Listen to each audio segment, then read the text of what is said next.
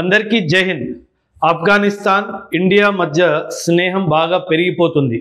ఇది మంచి విషయమేనా? దీని వెనుక ఏదైనా కుట్రుందా? మన దేశానికి ఎటువంటి హాని ఏమైనా కలుగుతుందా? అసలు ఈ ఫైనాన్స్ మినిస్టర్ మన దేశానికి ఎందుకు వచ్చారో ఇప్పుడు క్లారిటీ వస్తుంది. మనం అందరం అనుకున్నట్టుగా ఏ ట్రేడ్ డీల్కో రాలేదు, కానీ ఒక చాలా ఇంపార్టెంట్ జియో పొలిటికల్ డిసిజన్ కోసం తను ఇండియాకు వచ్చారు. అది మరేంటో కాదు, ఆఫ్ఘనిస్తాన్లో ఉన్న బగ్రామ్ ఎయిర్ బేస్, ఆ బగ్రామ్ ఎయిర్ బేస్ని ఇండియా ఆపరేట్ చేయాలి అని రిక్వెస్ట్ తీసుకొచ్చిందే ఆఫ్ఘనిస్తాన్ ఫారిన్ మినిస్టర్ ఆమీర్ ఖాన్ ముత్తకి. ఇది ట్రేడ్ నెగోసియేషన్స్, బైలాటరల్ రిలేషన్స్ ఇవన్నీ పైన చెప్పడానికి వెనక ఇంపార్టెంట్ కారణం ఈ బగ్రామ్ ఎయిర్ బేస్. ఆయన చెప్పినట్టుగా ఆఫ్ఘనిస్తాన్ అడుగుతున్నట్టుగా ఇప్పుడు బగ్రామ్ ఎయిర్ బేస్ మీద పూర్తి కంట్రోల్ ఇండియాకు వచ్చేసింది. మనందరికీ తెలుసు, అమెరికన్ ప్రెసిడెంట్ డొనాల్డ్ ట్రంప్ కూడా ఆ బగ్రామ్ ఎయిర్ బేస్ మాకు కావాలి అని చెప్పి అడగడం జరిగింది. ఒక ఎస్టిమేట్ ప్రకారం ప్రస్తుతం ఈ బగ్రామ్ ఎయిర్ స్పేస్లో అమెరికన్ ప్రెజెన్స్ ఉంది అంటున్నారు.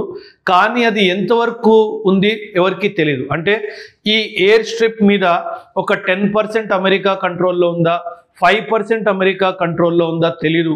మిగతా 80% చైనా కంట్రోల్లో ఉందా, 70% చైనా కంట్రోల్లో ఉందా ఎవరికి తెలియదు. ఈ జియో పొలిటికల్ సిచ్యువేషన్స్లో ఇలాంటి స్ట్రాటజిక్ అసెట్స్ మీద ఓపెన్గా ఇన్ఫర్మేషన్ అవైలబుల్ ఉండదు. నా ఎక్స్పీరియన్స్తో చెప్తున్నాను, మేబీ ఒక 5 to 10% వరకు ఈ బేస్లో అమెరికన్ ప్రెజెన్స్ ఇప్పటికి కూడా ఉండే అవకాశం ఉంది.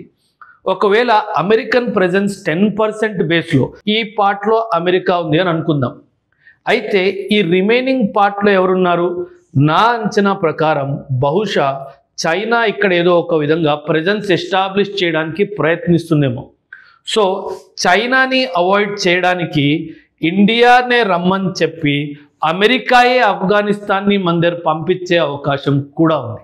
సో ఇది జియో పాలిటిక్స్ ఇలా పనిచేస్తుంది. చూడండి, ఆఫ్ఘనిస్తాన్ చాలా స్పష్టంగా మేము ఈ బగ్రామ్ ఎయిర్ బేస్ అమెరికాకి ఇవ్వము అని చెప్పడం జరిగింది. నెక్స్ట్ కంటెండర్ ఎవరు? చైనా. ఈ చైనా ఇక్కడికి రావడము అమెరికాకి ఇష్టం లేదు, అదేవిధంగా ఆఫ్ఘనిస్తాన్కి కూడా ఇష్టం ఉండదు. ఎందుకంటే చైనా ఫ్యూచర్లో దీని మీద వివాదం చేసే అవకాశం ఆఫ్ఘనిస్తాన్తో ఉంది. అందుకే బహుశా అమెరికా వాడే ఆఫ్ఘనిస్తాన్కి చెప్పుంటాడు, you ask India to come and operate the Bagram air base. అంటే ఇండియాకి ఇన్విటేషన్ ఇచ్చింది ఆఫ్ఘనిస్తానే, డెఫినెట్గా ఆఫ్ఘనిస్తానే, కానీ దాని వెనక అమెరికా అనుమతి కూడా ఉండే అవకాశం ఉంది. ఎందుకంటే ఇది ఒక యాంటీ చైనా మూవ్ లాగా మనం దీన్ని చూడొచ్చు. ఇప్పుడు దీంతో ఒక చిన్న ప్రాబ్లం కూడా రావచ్చు. బికాజ్ మనకు తెలుసు ఆఫ్ఘనిస్తాన్ వాళ్ళు అల్ట్రా నేషనలిస్ట్. అంటే ఏంటి? వాళ్ళు ఎప్పుడు కూడా వాళ్ళ దేశంలో బయట నుంచి వచ్చి ఎవరిని వాళ్ళ ప్రెజెన్స్ ఎస్టాబ్లిష్ చేయనివ్వరు. అంటే మా దేశాన్ని మేమే చూసుకుంటాం, మేమే పరిపాలించుకుంటాం.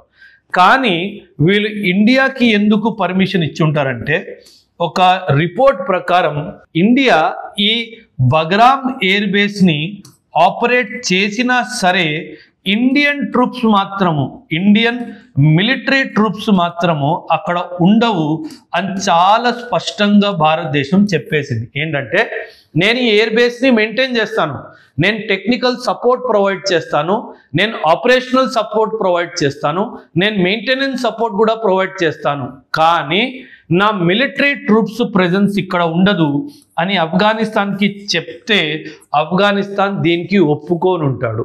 సో ఒక విధంగా మనం ప్రెజెన్స్ కూడా ఉన్నాం. అందుకే ఈ బగ్రామ్ ఎయిర్ బేస్ని మనము ఒక పేరు ఇస్తున్నాము, దీన్ని అఫ్ఘాన్ లెడ్ సెక్యూరిటీ అసిస్టెన్స్ అని పేరుస్తున్నాం. అఫ్ఘాన్ లెడ్ సెక్యూరిటీ అసిస్టెన్స్ అంటే ఏంటి? ఆఫ్ఘనిస్తాన్ వాళ్ళు ఎలా చెప్తే మనం అలా సెక్యూరిటీ ఈ బగ్రామ్ ఎయిర్ బేస్కి మనం ప్రొవైడ్ చేస్తాం. అది టెక్నికల్ ఆపరేషన్స్ కానివ్వండి, అది మెయింటెనెన్స్ ఆపరేషన్స్ కానివ్వండి, ఇంకే ఆపరేషన్స్ అయినా సరే ఓన్లీ టెక్నికల్ సపోర్ట్ మనం ప్రొవైడ్ చేస్తాము, మిగతాదంతా ఆఫ్ఘనిస్తాన్ వాళ్ళే చూసుకుంటారు. ఇది ఎందుకు అవసరం? అసలు దీని అవసరం ఎందుకు వచ్చింది? మనము ఆఫ్ఘనిస్తాన్ బార్డర్ చూసుకుంటే గనక ఆఫ్ఘనిస్తాన్ బార్డర్ ఒకవైపు పాకిస్తాన్తో ఉంది, ఇంకోవైపు ఇరాన్తో ఉంది, ఇక్కడ చూస్తే తుర్క్మెనిస్తాన్ ఉంది, ఇక్కడ ఉజ్బెకిస్తాన్ ఉంది, ఇక్కడ తజికిస్తాన్ ఉంది, అండ్ ఈ ఈస్ట్లో చైనాతో కూడా బార్డర్ ఉంది. ఇప్పుడు పాకిస్తాన్కి ఆఫ్ఘనిస్తాన్కి గొడవలు జరుగుతున్నాయి, మనందరికీ తెలుసు. ఆఫ్ఘనిస్తాన్ దగ్గర వాళ్ళ ఎయిర్ ఫోర్స్ లేదు. అందుకే పాకిస్తాన్ వాడు ఈ మధ్యలో జరిగిన గొడవలో ఏం చేశాడు, చాలా తెలివిగా F-16ని వాడాడు. ఎవరి మీద వాడాడు? ఆఫ్ఘనిస్తాన్ మీద వాడాడు. అండ్ ప్రస్తుతానికి ఆఫ్ఘనిస్తాన్ దగ్గర ఎటువంటి ఎయిర్ ఫోర్స్ లేదు. కానీ ఒక అంచనా ప్రకారం ఆఫ్ఘనిస్తాన్ పైనుంచి కూడా పాకిస్తాన్ మీద ఎయిర్ స్ట్రైక్స్ జరిగాయి అని చెప్పి ఒక రిపోర్ట్ వస్తుంది. అంటే ఈ ఎయిర్ స్ట్రైక్స్ ఏవైతే పాకిస్తాన్ బౌండరీలో జరిగాయో ఇదంతా ఎయిర్ స్ట్రైక్స్ జరిగాయి ఆఫ్ఘనిస్తాన్ నుంచి పాకిస్తాన్ మీద. ఈ ఎయిర్ స్ట్రైక్స్ జరిగినప్పుడు ఎయిర్ క్రాఫ్ట్స్ కానీ, యుఏవీస్ కానీ, మిజైల్స్ కానీ ఆఫ్ఘనిస్తాన్కి ఎవరిచ్చారు అని చెప్పేసి ఒక జియో పొలిటికల్ వార్ గేమింగ్ జరుగుతుంది. ఇందులో ఎక్కడో తుర్కీ ఇచ్చే అవకాశం ఉంది అంటున్నారు, అండ్ ఇండియా కూడా ఇచ్చే అవకాశం ఉంది అని అంటున్నారు. కానీ ఇది ఇంకా ఓపెన్లో రాలేదు. ఏది ఏమైనప్పటికీ ఖచ్చితంగా పాకిస్తాన్కి మాత్రం ఒక గట్టి గుణపాఠం నేర్పించడం జరిగింది. కానీ ఆఫ్ఘనిస్తాన్కి ఒక విషయం అర్థమైపోయింది ఏంటంటే, మనం పవర్ కంపారిజన్ చూసుకుంటే మాత్రం నాకు పాకిస్తాన్కి ఎయిర్ పవర్లో చాలా గ్యాప్ ఉంది అని ఆఫ్ఘనిస్తాన్కి అర్థమైపోయింది. ఎందుకంటే పాకిస్తాన్ దగ్గర ఆ యుద్ధాయుధాలు F-16s లాని మోడర్న్ ఎయిర్ క్రాఫ్ట్స్ ఉన్నాయి. ఆఫ్ఘనిస్తాన్ దగ్గర అసలు ఎయిర్ ఫోర్సే లేదు. ఆఫ్ఘనిస్తాన్ దగ్గర ఎయిర్ ఫోర్సే లేదు. సో ఇలా ఇండియా లాంటి దేశాలని వాళ్ళ ఇంపార్టెంట్ ఎయిర్ బేస్, మన బగ్రామ్ ఎయిర్ ఫీల్డ్ సమ్వేర్ ఇక్కడ ఉంది. సో ఇండియా లాంటి దేశాల్ని వాళ్ళ ఎయిర్ బేసెస్ మెయింటైన్ చేయడానికి ఇస్తే చాలా న్యూట్రల్గా మెయింటైన్ చేస్తారు అని ఒక కాన్ఫిడెన్స్తో ఇండియాకి ఇవ్వడం జరిగింది, అమెరికాకి ఇవ్వలేదు. ఎందుకంటే మనకు తెలుసు ప్రెసిడెంట్ ట్రంప్ ఎన్నోసార్లు ఆ బగ్రామ్ ఎయిర్ బేస్ని కావాలి అని అడిగారు. ఇన్ఫ్యాక్ట్ ఈ బగ్రామ్ ఎయిర్ బేస్ మనం హిస్టరీ తీసుకుంటే 1950స్లో అప్పట్లో యుఎస్ఎస్ఆర్ సహాయంతో కన్స్ట్రక్ట్ చేసిందే ఈ Bagram air base. And 1979 to 1989 ఏదైతే యుఎస్ఎస్ఆర్ వర్సెస్ యుఎస్ఏ వార్ జరిగిందో ఆఫ్ఘనిస్తాన్ ప్రాంతంలో, అందులో యుఎస్ఎస్ఆర్ ఈ బగ్రామ్ ఎయిర్ స్పేస్ని వాడింది అని చెప్తారు. అండ్ 2001 అమెరికా ఎప్పుడైతే తాలిబాన్ మీద అటాక్ చేసి తాలిబాన్ని రిమూవ్ చేసిందో ఆఫ్ఘనిస్తాన్ నుంచి, అప్పటి నుంచి ఈ 2001 నుంచి 2021 వరకు అమెరికా వాళ్ళు ఈ బగ్రామ్ ఎయిర్ బేస్ని చాలా విధాలుగా అప్గ్రేడ్ చేశారు అని చెప్తారు. కానీ 2021 నుంచి మాత్రం ఇది తాలిబాన్ కంట్రోల్లో ఉంది అని అంటున్నారు. ఇప్పుడు ఇండియా ఒకవేళ ఈ బగ్రామ్ ఎయిర్ బేస్ మీద కంట్రోల్ మనం తీసుకుంటే ఇక్కడ ఎయిర్ క్రాఫ్ట్స్ ఎవరు వస్తాయి అన్నది చాలా పెద్ద ప్రశ్న. అంటే మనం ఇలా పాకిస్తాన్ ఆఫ్ఘనిస్తాన్ బార్డర్ మీద సర్వేలెన్స్ చేయడానికి విమానాలు కూడా ఇస్తామా ఆఫ్ఘనిస్తాన్కి? ఇది ఒక చాలా పెద్ద ప్రశ్నగా మారింది. ఇంకొక జియో పొలిటికల్ డ్రామా ఏంటంటే చాలా ఇంపార్టెంట్, దీన్ని ఖచ్చితంగా వినాలి. కొందరు ఎక్స్పర్ట్స్ ఏమంటున్నారంటే, ఇప్పుడు బగ్రామ్ ఎయిర్ బేస్లో ఇండియా వెళ్ళింది కాబట్టి దీన్ని మనం ఆపరేషన్ సింధూర్ 2.0 లా కూడా మనం దీన్ని అనుకోవచ్చు. ఎలా 2.0 అంటారా?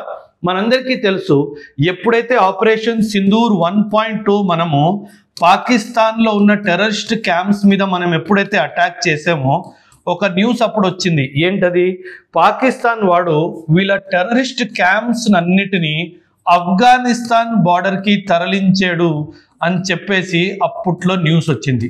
సో ఇంకొక అనుమానం ఏంటంటే, ఇండియా ఇలా బగ్రామ్ ఎయిర్ బేస్ దగ్గరికి వెళ్ళి అక్కడి నుంచి ఆఫ్ఘనిస్తాన్ బార్డర్లో ఉన్న టెర్రరిస్ట్ క్యాంప్స్ మీద బాంబింగ్ చేసే అవకాశం ఉంది అని చెప్తున్నారు. సో ఇదే గనక రియాలిటీ అయితే మాత్రం ఖచ్చితంగా పాకిస్తాన్కి ఇంకా నిద్ర పట్టదు. ఒకవైపు ఇండియా నుంచి అటాక్ చేస్తాము, ఇంకోవైపు ఆఫ్ఘనిస్తాన్ నుంచి అటాక్ చేస్తాము. ఎందుకంటే పాకిస్తాన్ ఇండియాకి ఆఫ్ఘనిస్తాన్కి మధ్యలో ఉన్న ఒక కంట్రీ కాబట్టి రెండు వైపుల నుంచి మనము పాకిస్తాన్ మీద అటాక్ చేసే అవకాశం ఉంది. ఇక్కడ ఇండియా నుంచి అటాక్ చేస్తాము ఎయిర్ బేసెస్ మీద, ఇటువైపు ఆఫ్ఘనిస్తాన్ నుంచి కూడా అటాక్ చేస్తాము. ఇది జరిగితే గనక ఖచ్చితంగా పాకిస్తాన్కి ఇంకా నిద్ర ఉండదు. ఇది బగ్రామ్ ఎయిర్ బేస్కి చెందిన ఒకవైపు జియో పాలిటిక్స్, ఒకవైపు ఆఫ్ఘనిస్తాన్ అవసరం, మూడో వైపు ఇండియా ఆడుతున్న ఒక జియో పొలిటికల్ గేమ్ అయి ఉండొచ్చు. ఈ అంశంపై మీ అభిప్రాయాల్ని ఖచ్చితంగా కమెంట్స్లో తెలియజేయండి. థ్యాంక్ యూ అండ్ జై హింద్.